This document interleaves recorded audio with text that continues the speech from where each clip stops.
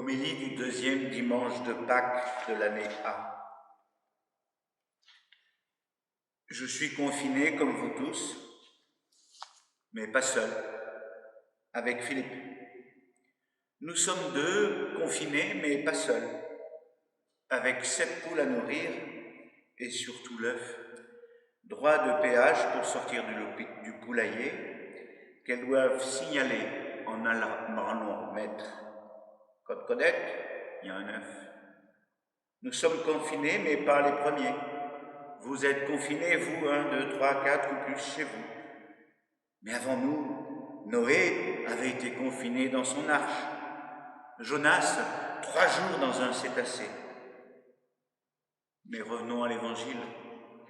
Ils sont confinés, ils sont 11, avec peut-être en plus des femmes présentes au pied de la croix et d'autres inconnues. Nous sommes là aussi en ce deuxième dimanche de Pâques. Nous sommes là avec Thomas. On l'appelait Didyme, c'est-à-dire jumeau. Et oui, il est bien notre frère jumeau à tous. Il nous ressemble comme un frère, ce Thomas, qui ne veut croire que ce qu'il veut voir. Et nous aussi parfois.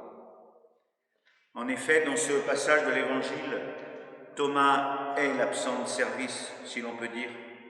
Or, cela aurait pu être n'importe lequel des 11, cela aurait pu être n'importe quel disciple, car ce que Saint Jean veut nous dire, c'est que l'incroyance est aussi à la racine, à l'origine de l'Église, comme à la racine de chacune de nos vies. Parce que la foi ressuscitée ne va pas de soi, et la foi tout court non plus. Cela doit nous consoler d'une certaine manière, nous qui nous désolons intérieurement de ne pas avoir une foi parfois en béton, de ne pas croire assez. Je crois que notre foi doit être nourrie de questionnements, nourrie de nos doutes. J'ai envie de dire, je doute, donc je crois. Ma foi ne peut être que des réponses à des questions, parce que si je vois tout, eh bien je n'ai pas besoin de foi. Réfléchissons par exemple, le peuple d'Israël, Dieu est intervenu en sa faveur de multiples manières, et bien malgré cela, ce peuple réclame encore des preuves. Il n'arrive pas à croire que Dieu l'aime vraiment. Cette expérience, c'est notre propre expérience à chacun de nous, pour peu que nous interrogions. C'est vital et indispensable. Jean, dans l'Évangile, dit la foi avant la résurrection, puis la foi après la résurrection, c'est-à-dire la nôtre. Avant la résurrection, c'est simple, Jésus est là qui fait des signes, il est lui-même signe. Jean précise d'ailleurs qu'il n'a pas écrit dans son Évangile tous les signes que Jésus a faits. Ceux qu'il a rapportés suffisent pour que nous croyions.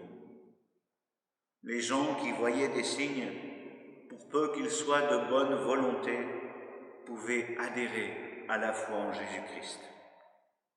Mais voilà, après la résurrection, il n'y a plus rien à voir. On ne peut plus croire que sur une parole. Les témoins nous disent, comme à Thomas, « Croyez-moi sur parole ». Alors écoutons les témoins de nos familles, les témoins de nos équipes de partage ou de prière.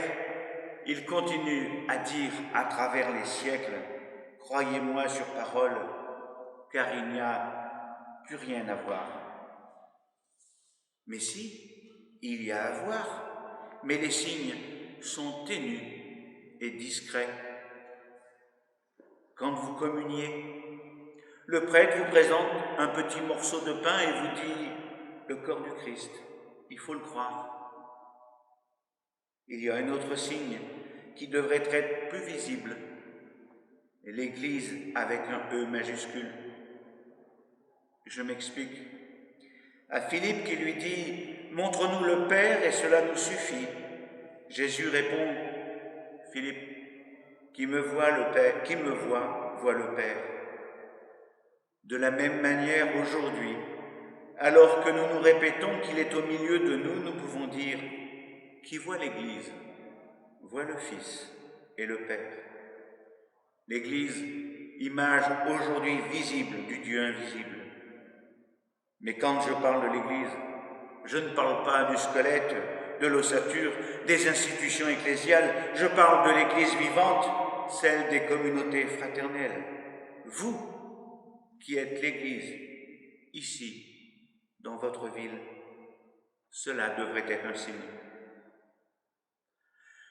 Nous lisions dans la première lecture de ce jour, de ce dimanche, le tableau idyllique de l'église de Jérusalem au premier jour de son histoire. Tableau idyllique, disent certains spécialistes. Une communauté qui n'a probablement pas vraiment existé telle qu'elle est décrite, avec ses valeurs de partage, de vie fraternelle, de mise en commun des biens, du souci de tous les pauvres. Pourtant, elle est l'Église telle que nous la rêvons, telle qu'elle devrait être. Des communautés ouvertes sur le monde, pas des ghettos. Jésus, rencontrant ses amis après sa résurrection, leur communique à chaque fois sa paix. Et nous, sommes-nous capables de communiquer cette paix autour de nous, dans nos familles, dans nos quartiers, dans nos écoles? La paix, la justice, la fraternité et le pardon. Notre foi, certes, résulte d'une décision personnelle parce que transmise par une personne qui nous aimait, et notre credo est souvent à renouveler. Mais on ne chemine dans la foi qu'avec d'autres, qu'en communauté. On n'est pas chrétien tout seul. C'est avec les frères, les sœurs qu'on nourrit sa foi. C'est avec eux qu'on chemine. C'est avec eux que, bravant les doutes, nous arriverons à la plénitude de la foi. Thomas, au début, ne croit que ce qu'il voit. Mais ensuite, au sein de la communauté fraternelle, il va dépasser la simple constatation d'évidence. Il aurait pu dire « Oui, je constate que Jésus est bien vivant ». Non, il va faire un pas plus grand. Il va dire, s'adressant à Jésus, « Tu es mon Seigneur et mon Dieu ». Que cela soit aussi pour chacun d'entre nous. Que nous soyons confinés en priant avec les mots de la liturgie des heures, avec nos propres mots, nos demandes. Osons dire, osons témoigner, malgré les ombres, l'expression de notre foi. Amen.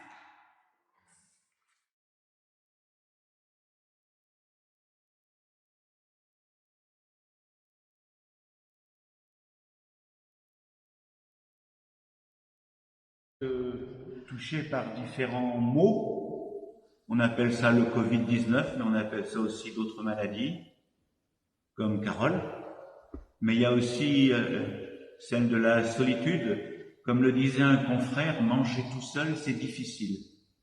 Quand on est chez soi tout seul, sans visite, sans coup de téléphone. Alors oui, encouragement, tenez bon. N'hésitez pas aussi à ne pas qu'attendre les coups de téléphone. Donnez-en aussi. Allez, bon samedi soir, bon dimanche, bonne semaine et bon confinement. On n'est pas si confinés que ça.